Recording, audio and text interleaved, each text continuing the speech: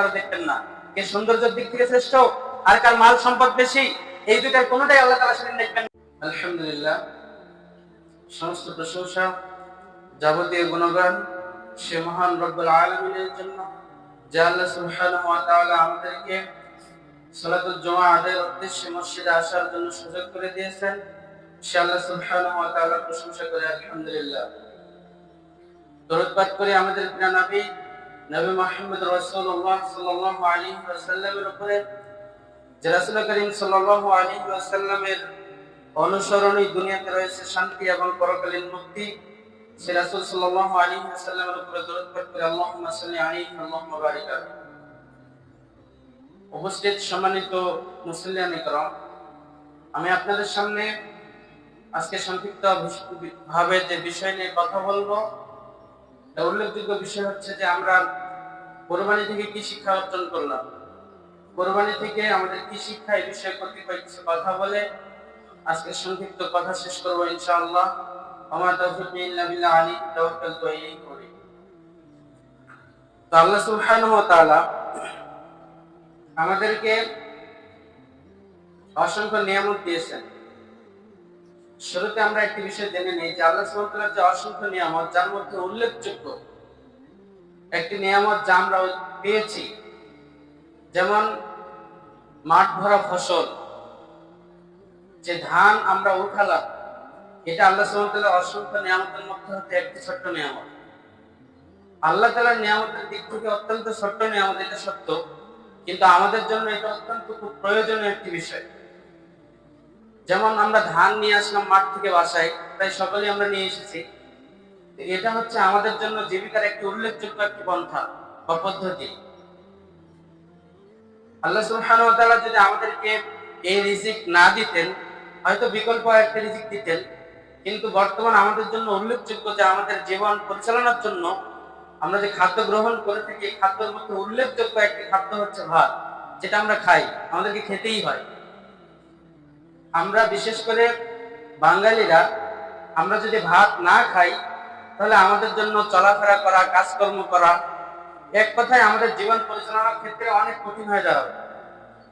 তো আমাদের জন্য এক বিশাল নিয়ামত, যেটা আল্লাহ সুবহানাহু ওয়া তাআলা আমাদেরকে সুযোগ করে দিয়েছেন, যেটা আমরা মাঠ থেকে ঘরে তুলে এনেছি। আল্লাহ সুবহানাহু ওয়া তাআলা এই ধরনের শস্য দানার খাদ্যের দিকে আমাদেরকে ইঙ্গিত করেছেন। আল্লাহ তাআলা বলেন, আফারাআইতুম মা তাহরুসুন, তোমরা যে মাঠে বীজ বপন করো, রোপণ করো, এই বীজ সম্পর্কে কি তোমরা কখনো চিন্তা করেছো? আনতুম তাজরাউনাহু আম নাহনু যারিউন, তোমরা যে বীজ রোপণ করো, যেটা বপন করো, এটি কি তোমরা নিজেরাই গাজিয়ে তোলো, নাকি আমি আল্লাহ তোমাদের জন্য গাজিয়ে দিই? লাউ নাশাউ লাজআলনাহু হুতামান ফাযালতুম তাফাক্কাহুন, আল্লাহ সুবহানাহু ওয়া তাআলা বলছেন যে বীজ তোমরা বপন করো, এটা কিন্তু তোমরা গজাও না, আমি গজাই। এরপর আল্লাহ তাআলা বলছেন, লাউ নাশাউ লাজআলনাহু হুতামান ফাযালতুম তাফাক্কাহুন, আর আমি আল্লাহ যদি ইচ্ছা করতাম, তাহলে তোমাদের ওই ফসলকে আমি খড়কুটায় পরিণত করে দিতে পারতাম। তো সম্মানিত উপস্থিতি, আল্লাহ সুবহানাহু ওয়া তাআলা এখানে আমাদেরকে কিছুটা শিক্ষাও দিচ্ছেন আর কিছুটা সতর্কবাণীও দিচ্ছেন। যে শিক্ষা হচ্ছে যে আমরা বীজ রোপণ করি, একটি ধান আমরা মাটিতে পুঁতি বা গেড়ে দেই, তো এটা গাড়ার পরে আমাদের ক্ষমতা এখান থেকে শেষ। এটাকে আবার অঙ্কুর হিসেবে গাজানো, মাটির তল থেকে আবার উদ্ভিদে পরিণত করা, গাছে রূপান্তরিত করা, এখান থেকে ফসল বের করা, সেটাকে পরিপক্ত করা, এই ক্ষমতা আমাদের কারণে নেই। পৃথিবীর সকল মানুষ মিলে যদি আমরা চেষ্টা করি, তাহলে আমরা একটি ধানকে মাটির তল থেকে গাজিয়ে তুলে এটাকে বড়তে রবি শস্যতে পরিণত করা, এখান থেকে ফসল নিয়ে আসে, এটাকে পরিপক্ত করা, এটা আমাদের দ্বারা সম্ভব না, আমরা পারবো না। এজন্য আল্লাহ সুবহানাহু ওয়া তাআলা এখানে একটা সতর্কবাণী দিচ্ছেন, একটা শিক্ষাও দিচ্ছেন। শিক্ষা কি?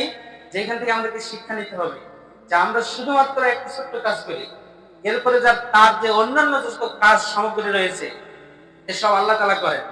এর সতর্কবাণী কি? আল্লাহ তাআলা বলছেন, যদি আমি ইচ্ছা করতাম, তাহলে আমি তোমাদের এই মাঠ ভরা ফসলকে খড়কুটায় পরিণত করে দিতে পারতাম। যদি আমি এটা করি, তাহলে তোমরা কি বলতে? লাউ নাশাউ লাজআলনাহু হুতামান ফাযালতুম তাফাক্কাহুন, যদি এটা হতো, তাহলে তোমরা বলতে ইন্না লামাগরামুন, আমরা তো ক্ষতিগ্রস্ত হয়ে গেলাম। বাল নাহনু মাহরুমুন, বরং আমরা বঞ্চিত হয়ে গেলাম।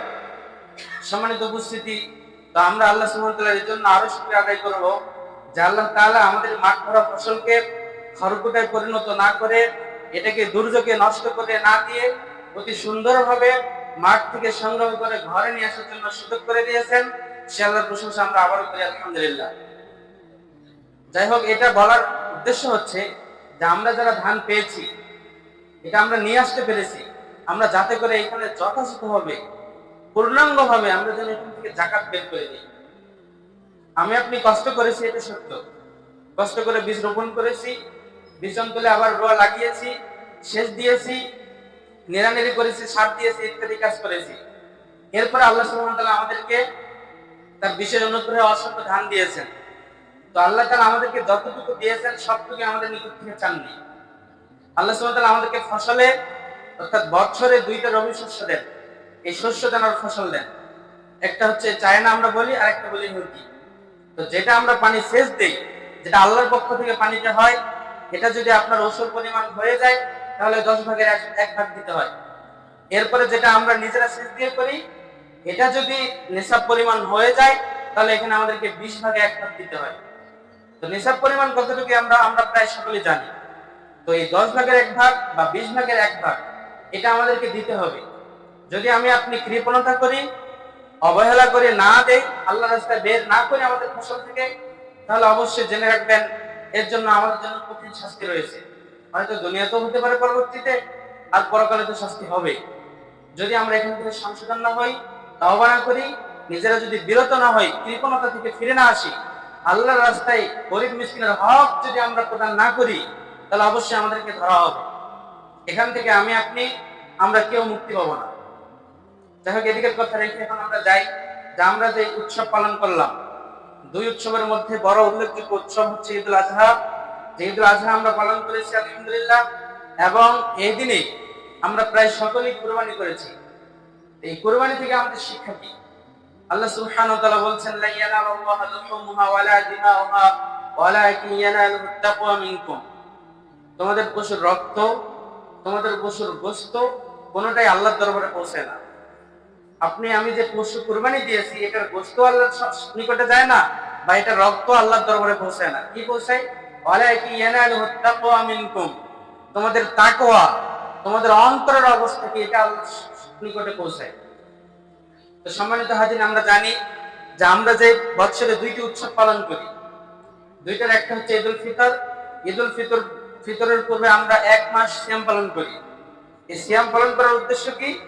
এখানে আল্লাহ সুবহানাহু ওয়া তাআলার উল্লেখযোগ্য শিক্ষা একটি, অসংখ্য শিক্ষার মধ্যে একটি শিক্ষা হচ্ছে আমাদেরকে তাকওয়া শেখানো। ঠিক পরবর্তীতে আবার এই ঈদুল আজহা যে আমরা পালন করলাম, এই যে আনন্দের আরেকটি দিন পালন করলাম, সবার আদায় করলাম, তার পূর্বে যথাসম্ভব নফল সিয়াম পালন করেছি, এরপরে দান সাদাকা যতটুকু যে পেরেছি করেছি, এবং আমলে সলেহ যতটুকু পেরেছি করেছি, এত কিছু করার পরে কুরবানি করেছি। এখানেও আল্লাহ তাআলা আমাদেরকে শিক্ষা দিচ্ছেন তাকওয়া। সম্মানিত হাজিরিন, জেনে রাখবেন তাকওয়া অত্যন্ত গুরুত্বপূর্ণ বিষয়।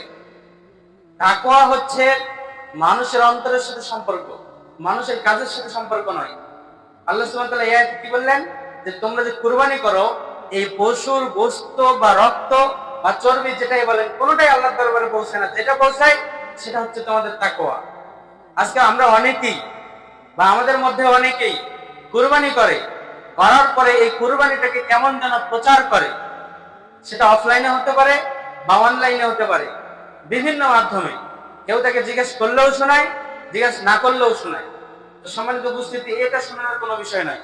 আমার আপনার কুরবানির বস্তু কত সুন্দর, কত দামি, কত শ্রেষ্ঠ, এটা আমাদের দেখানোর কোনো বিষয় নয়। আর এটা আল্লাহ তাআলা দেখবেনও না। আল্লাহ তাআলা দেখবেন হচ্ছে আপনার আমার তাকওয়া। হতে পারে, এমন হতে পারে যে একজন মাত্র 3000 টাকা দিয়ে কুরবানি করেছে, এই কুরবানিটা আল্লাহর নিকট সবচেয়ে প্রিয় হতে পারে ওই ব্যক্তির যে 3 লক্ষ টাকা দিয়ে কুরবানি করেছে। কেন? তার তাকওয়ার দিক থেকে আল্লাহ তাআলা বিচার করবেন। আল্লাহ তাআলা বিচার করবেন না সে কত দামি দিল, কত প্রচার হলো, কত ব্যক্তি দেখলো, কত ব্যক্তি শুনলো, এমনটা আল্লাহর এখানে দেখার কোনো বিষয় নাই।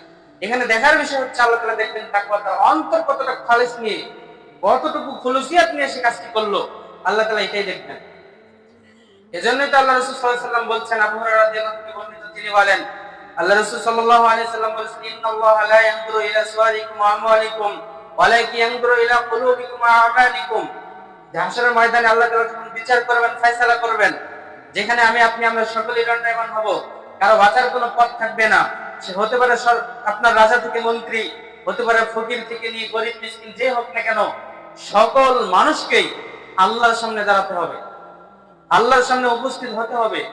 যত বড় ক্ষমতাশালী হোক না কেন, তৎকালীন যুগের ফেরাউন, নমরুদ, হামান, সাদ্দাত যে হোক না কেন, বা বর্তমান যুগের আপনার যত নেতা নিহেও বলেন, ডোনাল্ড ট্রাম্প বলেন, বুশ বলেন, ওবামা বলেন, যেই বলেন না কেন, তৎকালীন যুগে অতীত যুগের শক্তিশালী শাসক যারা ছিল, বর্তমানে যারা ক্ষমতাধারী, এদের মধ্যে কেউ বাঁচতে পারবে না। সকলকে আল্লাহর সামনে দাঁড়াতে হবে, সকলকে আল্লাহর সামনে হিসাব দিতে হবে। সম্মানিত হাজিরিন, সেদিন আল্লাহ তাআলা হিসাব নিকাশ নেবেন দুইটি বিষয়ের দিকে লক্ষ্য করে। এক, যে আল্লাহ তাআলা সেদিন দুইটি বিষয় দেখবেন না, আর বিপরীতে দুইটি বিষয় দেখবেন। কি দুইটি বিষয় দেখবেন না? আল্লাহ রাসূল সাল্লাল্লাহু আলাইহি ওয়াসাল্লামের ভাষায়, আল্লাহ তাআলা সেদিন দেখবেন না কারো সৌন্দর্য আর কারো সম্পদ মাল। আল্লাহ তাআলা এটা কারো দেখবেন না, কে সৌন্দর্যের দিক থেকে শ্রেষ্ঠ আর কার মাল সম্পদ বেশি, এই দুইটার কোনোটাই আল্লাহ তাআলা সেদিন দেখবেন না। আর বিপরীতে দুইটি তিনি দেখবেন। কি? একটা হচ্ছে আল্লাহ তাআলা মানুষের অন্তর দেখবেন, আর দ্বিতীয়ত হচ্ছে আল্লাহ সেদিন মানুষের আমল দেখবেন। মানুষ অন্তরের দিক থেকে কতটুকু পরিশুদ্ধ, সে কতটুকু খালেস নিয়ত নিয়ে আল্লাহর সন্তুষ্টির জন্য কতটুকু কাজ করলো, অন্তর কতটুকু মানে পরিশুদ্ধ বা পবিত্র, আল্লাহ তাআলা এইটা দেখবেন। আর দেখবেন কতটুকু আমলে সালেহ করেছে, সদামল করেছে। সম্মানিত উপস্থিতি, তাহলে আপনি আজকে আমরা মানুষের নিকট গ্রহণযোগ্য, আমাদের গ্রহণযোগ্যতা হয় দুইটি জিনিস দেখে, যেই দুইটি আসলে আপনার আমার জন্য তেমন কাজে আসবে না। আমাদের সৌন্দর্য দেখে আমাদেরকে গ্রহণযোগ্য করা হয়, দ্বিতীয়ত আমাদের সম্পদ থাকলে আমাদেরকে সম্মান করা হয়। আমাদের সমাজে এই দুইটি জিনিস দেখা হয়, কিন্তু আল্লাহ তাআলার নিকট এই দুইটার কোনোই মূল্য নেই। সম্মানিত উপস্থিতি, তাহলে এই কুরবানি থেকে আমাদের শিক্ষা কি? উল্লেখযোগ্য একটি শিক্ষা হচ্ছে, যেখানে আমাদেরকে শিখতে হবে, আজকে আপনি সকল কিছু বিসর্জন দিয়ে অর্থ খরচ করে একটি সুন্দর তরল, অর্থাৎ সুন্দর সুস্থ একটি প্রাণী আল্লাহর সন্তুষ্টির জন্য আমরা উৎসর্গ করেছি। সম্মানিত উপস্থিতি, আমরা তো জানি এই ঘটনা বা এই কুরবানির ইতিহাসটা আমরা অল্প হলেও জানি। আমরা সকলে জানি যে এটা সর্বপ্রথম শুরু হয় আদম আলাইহিস সালামের সন্তানদের থেকে। আদম আলাইহিস সালামের সন্তানের সময় থেকে নিয়ে এই কুরবানির সূচনা হয়। আর আমাদের জন্য নিকটে সুন্নাহ হিসেবে রয়েছে ইব্রাহিম আলাইহিস সালামের কুরবানি। ইব্রাহিম আলাইহিস সালাম কি কুরবানি করেছিলেন? তার জীবনের সবচেয়ে প্রিয় বস্তু, তার সবচেয়ে প্রিয় সন্তানকে তিনি কুরবানি করতে ধরেছিলেন আল্লাহর নির্দেশে। আমরা সকলে জানি, অর্থাৎ বিশেষ করে আমাদের মধ্যে যারা আপনারা পিতামাতা, যাদের সন্তান রয়েছে বা যারা সন্তানের জন্য আল্লাহর নিকট আহাজারি করছেন, তারা জানে একজন সন্তানের মূল্য কত। আমাদের যাদের সন্তান নেই বা যারা ওই সময় অবস্থায় আমরা উপনীত হইনি, আমরা সন্তানের মায়া মহব্বত তেমনটা জানি না, কিন্তু যারা পিতামাতা তারা জানে সন্তানের মহব্বত কি, সন্তানের ভালোবাসা কি। একজন মা তার সন্তানকে সুন্দরভাবে সুস্থভাবে রাখার জন্য তার শরীরের যাবতীয় আরামায়েশ ত্যাগ করে থাকে। একজন পিতা তার সন্তানকে সুস্থ রাখার জন্য, সুন্দর পোশাক পরিধানের জন্য, সুন্দর সুন্দর খাদ্য দেওয়ার জন্য একজন পিতা দিন রাত সমান করে পরিশ্রম করে, শুধুমাত্র তার সন্তানকে ভালো রাখবে এজন্য। সম্মানিত উপস্থিতি, একজন পিতা জানে তার সন্তান তার নিকট কত প্রিয়, একজন মা জানে তার সন্তান তার নিকট কত ভালোবাসার বিষয়। সম্মানিত উপস্থিতি, যদিও আমরা সন্তানরা পিতামাতার এই ভালোবাসাকে যথাযথভাবে মূল্যায়ন করতে পারি না। তো বলছিলাম যে ইব্রাহিম আলাইহিস সালাম তিনি দীর্ঘকাল ধরে আল্লাহর নিকট দোয়া করছিলেন, আল্লাহ রব্বি হাবলি মিনাস সালিহিন, হে আমার প্রতিপালক, আপনি আমাকে একজন সৎ সন্তান দান করুন। এই দোয়া করতে করতে করতে করতে তার জীবনের শেষ লগ্নে গিয়ে, অর্থাৎ দীর্ঘ বছর অতিবাহিত হওয়ার পরে প্রায় 80 ঊর্ধ্বে গিয়ে আল্লাহ সুবহানাহু ওয়া তাআলা তাকে সন্তান দিয়েছিলেন। এতদিন যদি কোনো ব্যক্তি অপেক্ষা করার পরে কোনো জিনিস পায়, এটা যদি মূল্যহীন হয়, এটাও তার নিকট প্রিয় হয়ে থাকে, অথচ আল্লাহ তাআলা তাকে শেষ পর্যায়ে গিয়ে তার সন্তান দান করলেন, এই সন্তান তার নিকট কত প্রিয় হতে পারে। আজকে আমাদের সমাজে দেখবেন কিছু দম্পতি রয়েছে যারা অলরেডি 4-5 বছর অতিবাহিত হওয়ার পরে যখন তাদের সন্তান হয় না, তারা পেরেশান হয়ে যায়, তারা বিভিন্ন ডাক্তারের নিকটে ধারণা দেয়, এমনকি অনেকে ঈমানকে নষ্ট করে বিভিন্ন ফকিরের নিকটে মাজারে গিয়ে তারা ধারণা দেয় যেন তার একটি সন্তান হয়, একটি সন্তান যেন সে পায়। এজন্য একজন পিতামাতা বা একটি দম্পতি তারা চেষ্টা করে তাদের একটি সন্তান কিভাবে হবে। এমনকি অনেকেই জেনে বোঝার পরেও জানার পরেও যে এখানে গেলে ইমান নষ্ট হবে, সেখানেও যায় শুধু একটি সন্তান পাওয়ার আশায়, তাহলে একটি সন্তান পিতামাতার নিকট কত প্রিয়। সম্মানিত হাজিরিন, তাহলে আল্লাহ সুবহানাহু ওয়া তাআলা দীর্ঘকাল অপেক্ষার পরে ইব্রাহিম আলাইহিস সালামকে সন্তান দিলেন। দেওয়ার পরেই প্রথম পরীক্ষা, সন্তান আসার পরেই তাকে নির্দেশ দেওয়া হলো তার স্ত্রী এবং সন্তানকে দূরে রেখে আসার জন্য। এমন একটি জায়গায়, যে জায়গায় কোনো গাছপালা নেই, কোনো পশু পাখি নেই, কোনো খাদ্যের ব্যবস্থা নেই, কোনো প্রাণী নেই, কিচ্ছু নেই, কোনো পানিও নেই, এমন এক মরুভূমিতে তার সন্তানকে তার স্ত্রীকে রেখে আসার জন্য বললেন। ইব্রাহিম আলাইহিস সালাম আল্লাহর নবী, জেনে রাখবেন যার ঈমান যত বেশি পরীক্ষাটাও তার তত কঠিন হয়। তিনি আল্লাহর এই আদেশকে পেয়ে তার সন্তান, তার স্ত্রীর মায়া মহব্বতকে ত্যাগ করে এই মরুহীন অঞ্চলে তার সন্তানকে তিনি রেখে এসেছিলেন। এখান থেকে আপনাকে এক তাকওয়া শিক্ষা, যে এখান থেকে একটা উল্লেখযোগ্য শিক্ষা তাকওয়া, যে মরুভূমিতে যেখানে কোনো গাছপালা নেই, কোনো মানুষ নেই, কোনো পশু প্রাণী নেই, কোনো পানীয় নেই, কোনো খাদ্যও নেই, এমন একটি স্থানে নিজের সন্তান, নিজের স্ত্রীকে রেখে আসা মানে কি? নিজের প্রাণপ্রিয় যাকে সবচেয়ে বেশি ভালোবাসেন, আল্লাহকে তো অবশ্যই ভালোবাসেন, আল্লাহ এবং তার রাসূলকে ভালোবাসার পরে আপনার আমার নিকটে আপনার আমার পিতামাতা, আপনার আমার ভাই বোন যাদের সন্তান রয়েছে, তাদের সন্তান সবচেয়ে বেশি প্রিয়। দুনিয়াতে মানুষ পরিশ্রম করে, চুরি করে, ডাকাতি করে, রাজধানী করে, অন্যায় করে, জুলুম করে শুধু অর্থ কামানোর জন্য। আয় অর্থ সে নিজের জন্য নয়, পরিবারকে ভালো রাখার জন্য এত কিছু করে, কারণ তাদেরকে সে ভালোবাসে। তাহলে দেখুন, ইব্রাহিম আলাইহিস সালাম তিনি আল্লাহর আদেশ পেয়ে এত ভালোবাসার, যারা তার বেশি প্রিয় ছিল সন্তান স্ত্রী, তাদেরকে মরুহীন অঞ্চলে মরুভূমিতে রেখে আসলেন। আর তার স্ত্রী কেমন? হাজরা আলাইহিস সালাম যখন মরুভূমিতে রেখে যাচ্ছিলেন, তিনি তার স্বামীকে ডাকছিলেন, আপনি আমাদেরকে এখানে রেখে যাচ্ছেন কেন? শেষ পর্যায়ে, কথা শেষের দিকে তিনি বলছেন, আপনাকে কি আল্লাহ এভাবে নির্দেশ দিয়েছেন? তিনি শুধু মাথা ইশারা করে বললেন হ্যাঁ, কিছু ইশারা করলেন। তখন তিনি এখানে আর নিরাশ হলেন না। তিনি এখন কি বললেন? এখন তিনি বললেন, যেহেতু আল্লাহ নির্দেশ করেছেন, অতএব আল্লাহ আমাদেরকে ধ্বংস করবেন না। সুবহানাল্লাহ। আমাদের মা বোনদের এখানে শিক্ষা রয়েছে যে আপনি দেখুন, মরুহীন অঞ্চল যেখানে কোনো ব্যবস্থা নেই, এইখানে তিনি তার স্ত্রীকে রেখে যাচ্ছেন, সন্তানকে। আর এখানে হাজরা আলাইহিস সালাম আল্লাহর উপরে কতটা ঈমান হলে বিশ্বাস বলতে পারে যে আল্লাহ আমাদেরকে নির্দেশ দিয়েছেন যেহেতু এখানে রেখে যেতে, অতএব তিনি আমাদেরকে ধ্বংস করবেন না। ঈমান কত মজবুত হতে পারে যেখানে এরকম একটি জায়গায় আল্লাহর উপরে তাওয়াক্কুল করে ভরসা করতে পারেন। ইব্রাহিম আলাইহিস সালাম সন্তানকে রেখে পাহাড়ের আড়ালে গিয়ে দুহাত তুলে আল্লাহর নিকট দোয়া করলেন, আল্লাহ আমি আমার পরিবারকে এখানে রেখে যাচ্ছি, আপনি তাদেরকে হেফাজত করুন। সম্মানিত উপস্থিতি, এই যে ইতিহাস, এখান থেকে উল্লেখযোগ্য শিক্ষা হচ্ছে তাকওয়া।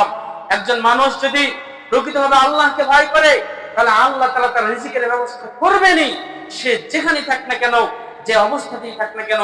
কেন আল্লাহ সুবহানাহু ওয়া তাআলা বলছেন, যদি পশু পাখিদের নিয়ে মানুষেরা আমার উপরে ঈমান আনতো, মানুষেরা যদি পশু পাখির নিয়ে আল্লাহর উপরে ঈমান আনতো, তাহলে আল্লাহ তাআলা পশু পাখিদেরকে যেভাবে রিজিক দেন, মানুষকেও সেভাবে রিজিক দিতেন। একটি পাখি সকালবেলা তার বাসা হতে বের হয়ে যায়, তার কোনো খাদ্য নেই, তার কোনো মজুদ, কোনো শস্য নেই, সে জানে না কোথায় যাবে, জানে না কি খাবে। আমরা যেমন আবাদ করি, আমরা ফসল ফলাই, আমরা জানি আমাদের ঘরে সংরক্ষিত খাদ্য, আমাদের হাড়ি পাতিলে আমাদের জন্য সংরক্ষিত খাদ্য, এমনকি আমরা খাদ্য রেডি করছি, আমাদের জমিনে ফসল রয়েছে, আমাদের খাদ্যের একটি স্থল অর্থাৎ আপনার জায়গা রয়েছে যেখানে আমাদের খাদ্য রয়েছে, তৈরি হচ্ছে। কিন্তু পশু পাখির এমন কোনো জায়গা নেই, এমন কোনো জমি নেই, তাদের নিজস্ব কোনো ফল ফলাদি নেই, তাদের নিজের জন্য কোনো সংরক্ষিত শস্য নেই। একটি পাখি সকালবেলা বের হয়ে যায়, আল্লাহর উপরে তাওয়াক্কুল করে ওই পাখিটাকে সন্ধ্যাবেলা ভরপেটে আল্লাহ তাআলা বাসায় ফিরিয়ে দেন। সম্মানিত উপস্থিতি, আল্লাহ তাআলা বলছেন যে মানুষ যদি আল্লাহর উপরে এরকম বিশ্বাস রাখতে পারত, তাহলে আল্লাহ তাআলা মানুষকে পশু পাখির নেই রিজিক দিতেন। সম্মানিত হাজিরিন, বলছিলাম যে এই কুরবানির ইতিহাস থেকে একটি শিক্ষা, যে আমাদেরকে তাকওয়া অর্জন করতে হবে, আল্লাহর উপরে ভরসা করতে হবে। কেন আল্লাহ তাআলা বলছেন, আল্লাহর উপরে ভরসা করে ফাহুয়া হাসবুহ, তিনি তার জন্য যথেষ্ট হয়ে যান। অতএব সম্মানিত উপস্থিতি, কুরবানি থেকে একটি শিক্ষা হচ্ছে যে আমরা আল্লাহর উপরে ভরসা করব। এরপরে আসুন, ইব্রাহিম আলাইহিস সালাম এরপর সন্তানকে রেখে গেলেন। এরপরে আল্লাহ সুবহানাহু ওয়া তাআলা বলছেন, ফালাম্মা বালাগা মা'হু সা'য়াম, যখন এই সন্তান, যে সন্তান দীর্ঘকাল যাওয়ার পর আল্লাহ সন্তান দিলেন, সন্তান দেওয়ার পরপরই তাকে আবার দূরে রেখে আসার জন্য নির্দেশ দিলেন, রেখে আসলেন। এই সন্তান যখন পিতার সাথে চলার মতো উপনীত হলো, পিতার সাথে চলাফেরা করার মতো তার বয়স হলো, তখন আল্লাহ সুবহানাহু ওয়া তাআলা বলছেন যে তখন আল্লাহ সুবহানাহু ওয়া তাআলা তাকে স্বপ্নে দেখালেন, ইব্রাহিম আলাইহিস সালাম তার সন্তানকে এই কথাই বলছেন قال يا بني إني أرى في المنام أني أذبحك হে আমার সন্তান আমি স্বপ্নে দেখছি যে আমি তোমাকে জবাই করছি ফানজুর মাযা তারা অতএব তুমি তোমার মত ব্যক্ত করো তুমি কি বলো এটা বলো সম্মানিত উপস্থিতি দেখুন আজকে আমাদের সমাজে যদি এরকম বাস্তবতা কখনো হতো তাহলে অবস্থাটা কি হতো যে মনে করেন যে একজন সন্তান আপনি আপনার স্ত্রী এবং সন্তানকে জন্ম দিয়ে আপনি আপনার স্ত্রী সন্তানকে এক জায়গায় রেখে গেলেন খোঁজ খবর নিলেন না চলে গেলেন আর সন্তান যখন আপনার সাথে চলাফেরার মতো বয়স হলো এই অবস্থায় যদি আপনি ফিরে আসেন আসার পরে যে সন্তানকে হত্যা করা তো দূরের কথা সন্তান নিকটে যদি কিছু আবদারও করেন এই আবদার সহজে আপনার সন্তান গ্রহণ করবে না বর্তমান সমাজের কোনো সন্তান গ্রহণ করবে না বা তার স্ত্রীও মেনে নেবে না কিন্তু ইব্রাহিম আলাইহিস সালাম আল্লাহর নির্দেশ পেয়ে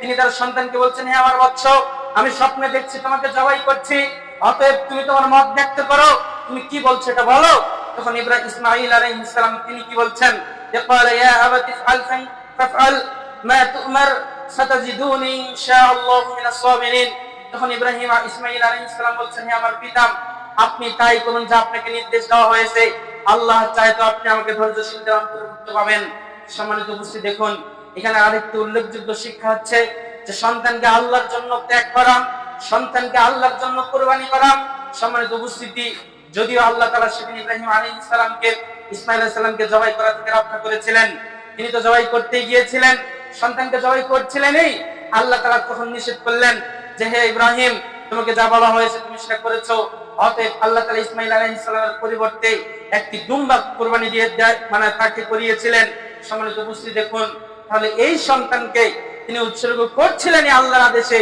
যদি সেটাই হতো তাহলে তো আমাদের ঈদের দিন আনন্দের দিন থাকতো না আমাদের দুঃখের দিনে পরিণত হতো সেটাও হলো না কিন্তু এখান থেকে শিক্ষা হচ্ছে যে একজন পিতাকে এমন পিতা হতে হবে যে তার সন্তানকে সর্ব অবস্থায় যে কোনো অবস্থায় আল্লাহর জন্য উৎসর্গ করতে পারে এমন অবস্থায় এমন ভাবে তৈরি হতে হবে একজন পিতাকে আপনি পিতা হতে পারেন কিন্তু যোগ্য পিতা আপনি ততক্ষণ হতে পারবেন না যতক্ষণ না আপনি আপনার সন্তানকে আল্লাহর পথে উৎসর্গ করতে না শিখবেন যতক্ষণ পর্যন্ত আপনার এই ধৈর্য আপনার এই ঈমান আপনার এই তাকওয়া না হবে যে আপনি আপনার সন্তানকে আল্লাহর রাস্তায় ত্যাগ করবেন আল্লাহর রাস্তায় উৎসর্গ করবেন এমনটা ধৈর্য যদি আপনার না হয় তাহলে আপনি প্রকৃত পিতা বা আল্লাহর নিকট পছন্দনীয় পিতা আপনি হতে পারবেন না তার প্রমাণ আজকে দেখুন আপনি আপনার সন্তানকে সালাতের জন্য ঘুম থেকে ভাঙার নাম আপনি আপনার সন্তানকে এত ভালোবাসেন এই বেশি ভালোবাসা দিতে গিয়ে আপনি আপনার সন্তানের ক্ষতি করছেন যে সন্তান একদিন বেনামাজি হয়ে যদি মৃত্যুবরণ করে তাহলে তার জন্য আর বাঁচার কোনো পথ থাকবে না একজন ব্যক্তি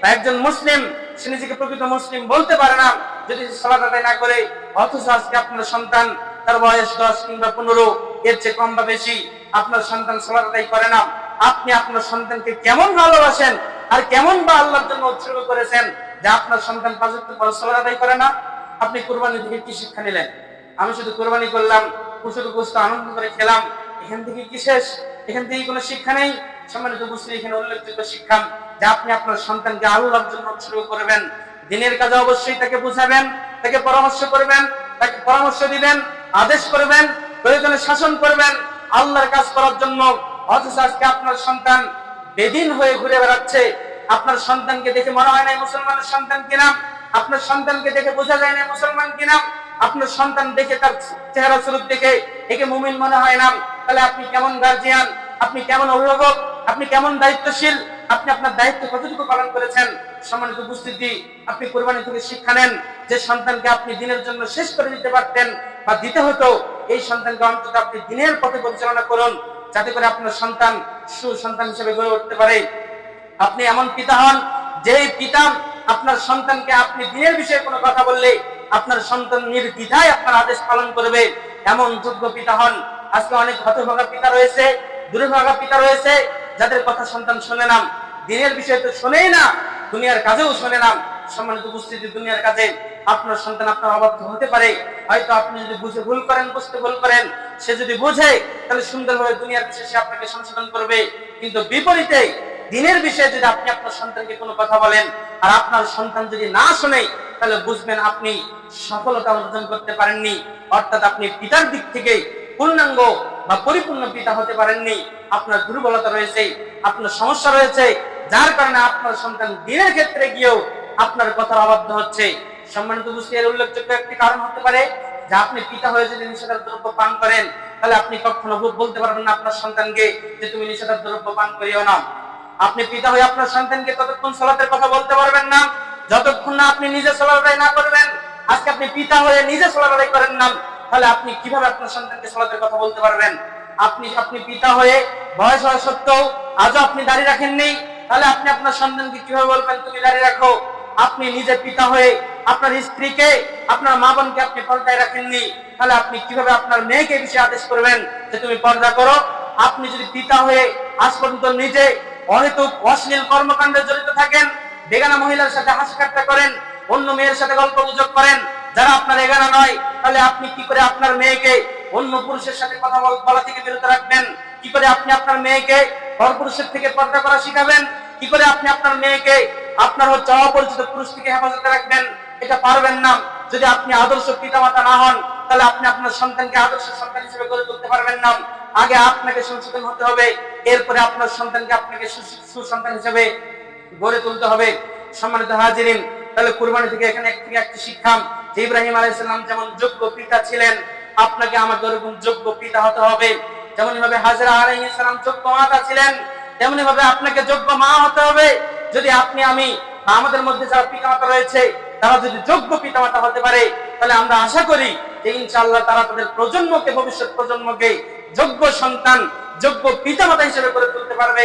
আর যখন পিতামাতা যোগ্য পিতামাতা হতে পারবে না, তখন তার সন্তানেরা অযোগ্যই থাকবে। আর আপনার মাধ্যমে দুনিয়াতে অন্যায়, পাপ, অবাধ্যতা বৃদ্ধি পাবে, কমবে না। অতএব সম্মানিত উপস্থিতি, আপনাকে কুরবানি থেকে উল্লেখযোগ্য একটি শিক্ষা নিতে হবে। আপনাকে আদর্শ পিতামাতা হতে হবে, আপনাকে যোগ্য পিতামাতা হতে হবে, আপনাকে প্রকৃত আল্লাহর দাস হতে হবে, আপনাকে প্রকৃত আল্লাহর দাসী হতে হবে। আপনি যদি আল্লাহর প্রকৃত দাস দাসী হতে পারেন, তাহলে আপনি আপনার সন্তানকে আল্লাহর একজন দাস দাসী হিসেবে দুনিয়াতে রেখে যেতে পারবেন। যদি এভাবে রেখে যেতে পারেন, তাহলে আপনার জন্য পরকালীন জীবনে এই সন্তানেরা আপনার জন্য কাছে আসবে, এরা আপনার উপকার বইয়ে নিয়ে আসবে, এরা আপনাকে ক্ষতি থেকে রক্ষা করতে পারবে তাদের দোয়ার মাধ্যমে, তাদের সৎ আমলের মাধ্যমে, তাদের মানুষের সৎ কল্যাণ করানোর মাধ্যমে, মানুষকে উপকার করার মাধ্যমে তারা আপনার জন্য পরকালীন জীবনে কাজে আসবে। পক্ষান্তরে যদি আপনি আমি অবাধ্য হই, পাপী হই, ফাজের হই, অশ্লীল কাজকর্মে আমরা জড়িত থেকে এভাবে দুনিয়া থেকে ত্যাগ করি, তাহলে নিজেদের জন্য ধ্বংস করেই গেলাম, পরবর্তীতে ভবিষ্যৎ প্রজন্ম যে সন্তান রয়েছে তাদের জীবনটা ধ্বংসের পথে ফেলে দিয়ে গেলাম। অতএব সম্মানিত উপস্থিতি, আল্লাহ সুবহানাহু ওয়া তাআলা আজ পর্যন্ত আপনাকে বাঁচিয়ে রেখেছেন, আল্লাহ তাআলা আপনাকে সুস্থ বিবেক দিয়েছেন, আল্লাহ তাআলা আপনাকে বুঝতে শিখিয়েছেন, আপনি বুঝতে পারেন। এখান থেকে আপনাকে বুঝ গ্রহণ করা উচিত, আপনাকে শিক্ষা গ্রহণ করা উচিত, যাতে করে আপনি নিজের কল্যাণ করে ভবিষ্যৎ প্রজন্মের জন্য কল্যাণকর কিছু করে আপনি পৃথিবী ত্যাগ করতে পারেন। আল্লাহ তাআলা কবুল করুন বলে আমিন। এরপরে এখান থেকে আমাদের জন্য, সন্তানদের জন্য শিক্ষা। ইসমাঈল আলাইহিস সালাম থেকে আমাদের শিক্ষা সন্তানদের জন্য। তুমি সন্তান, তোমার বয়স হয়তো 15, 20, 25, আজকে তোমার রক্তের গরম রয়েছে, তোমার ক্ষমতা রয়েছে, তুমি যুবতী হয়েছো বা তুমি যুবক হয়েছো, তোমার জন্য শিক্ষা হচ্ছে ইসমাঈল আলাইহিস সালাম তার পিতা তাকে রেখে যাওয়ার পরে আবার পরে এসে তাকে আল্লাহর আদেশ যখন স্মরণ করিয়ে দিলেন, এই সন্তান কোনো প্রকার বিরুদ্ধাচরণ করেননি, কোনো প্রকার রাগারাগি করেননি, কোনো প্রকার কুৎসারচনা করেননি, কোনো প্রকার গালিগালাজ করেননি, কোনো প্রকার মন তিক্ততা করেননি।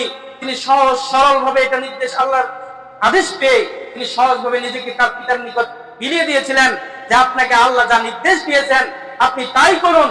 লক্ষ্য করুন, সন্তান এসে তার পিতা এসে তার সন্তানকে জবাই করতে চাচ্ছে, যে তিনি স্বপ্নে দেখছেন তাকে জবাই করছে। সম্মানিত উপস্থিতি, তাহলে তুমি সন্তান, তুমি লক্ষ্য করো তো, তোমার পিতা তোমাকে আজকে আদেশ দিচ্ছে সালাতের জন্য, তোমাকে বলছে ভালো কাজ করার জন্য, তোমাকে বলছে যে জ্ঞান থেকে বিরত থাকার জন্য, তোমাকে বলছে গান বাজনা থেকে দূরে রাখার জন্য। তাহলে তুমি সন্তান কেমন হতভাগা যে নিজের পিতার একটি ভালো আদেশ তুমি মানতে পারছো না।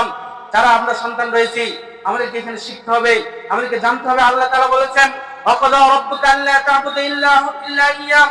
আল্লাহ তাআলা আমাদেরকে নির্দেশ দিয়েছেন যে তোমরা আল্লাহর ইবাদত করো, তার সাথে কাউকে শরীক করো না। এরপরেই বলেছেন ওয়াবিল ওয়ালিদাইনি ইহসানা, পিতামাতার সাথে সৎ আচরণ, উত্তম আচরণ, ভালো আচরণ করার জন্য নির্দেশ দিয়েছেন। তাহলে আজকে যে সন্তান নিজের পিতামাতার সাথে অবাধ্যতা করে, নিজের পিতামাতাকে গালিগালাজ করে, নিজের পিতামাতার সম্মান নষ্ট করে, নিজের পিতামাতাকে অন্যের সামনে অপমান করে কিংবা একাকে অপমান করে, যে সমস্ত সন্তান রক্তের গরম দেখে, বিশেষ করে যারা যুবক রক্তের গরম দেখিয়ে পিতামাতার অবাধ্য হয়, মুরব্বী সম্মানিত মানুষকে সম্মান করে না, অসম্মান করে, তুমি জেনে রাখো এক পর্যায়ে গিয়ে তুমিও বয়স্ক হবা, তুমিও তোমার বয়স বেশি হবে, তুমিও বার্ধক্য হবে পরিণত হবা এবং তুমিও বৃদ্ধ হবা, তুমিও পিতা হবা। তুমি অন্য একজন ছোট কিশোর যুবককে উপদেশ দিবা।